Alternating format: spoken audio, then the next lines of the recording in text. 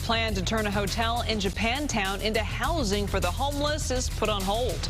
Good evening, I'm Elizabeth Cook. I'm Alan Martin. KPIX 5's Wilson Walker says the effort to get more homeless off the streets facing a funding deadline along with resistance in one San Francisco neighborhood. Wilson? That's right, Alan. Since the early months of the pandemic, San Francisco has been housing thousands of homeless individuals in hotels across the city. The Buchanan here in Japantown is just one of them. Well, now the city would like to buy those hotels, turn them into permanent supportive housing. And yeah, there is a lot of pushback. You know, the community was fine for the city using it as temporary shelter during the pandemic.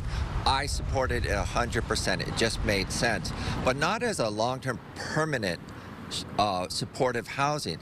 Right beside the Buchanan, you will find the Japanese Culture and Community Center and its executive director, Paul Osaki. He is among the thousands of neighborhood residents who have signed a petition to stop the city's efforts to buy this property.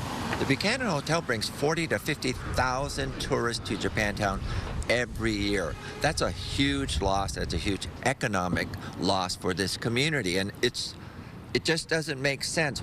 So the residents of the Excelsior Outer Mission are ready to embrace this. There are going to be some bumps along the way, but ultimately people have come together and said we need to step up and do our fair share.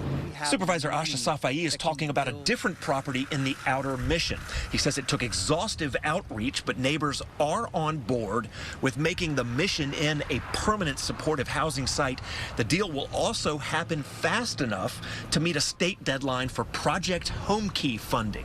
We can't complain about the conditions of the streets. We can't say we need to solve this crisis and point fingers at the mayor, point fingers at the members of the board or elected officials or city departments, and then say, but yet not here. Back at the Buchanan, the pushback from neighbors has caused the city to put purchase plans here on hold. A search is underway for other hotels that might face less resistance ahead of that state funding deadline. I understand the need for supportive housing. I support it 100%. In fact, if there was another place in Japantown that made sense, I would absolutely support it. Okay.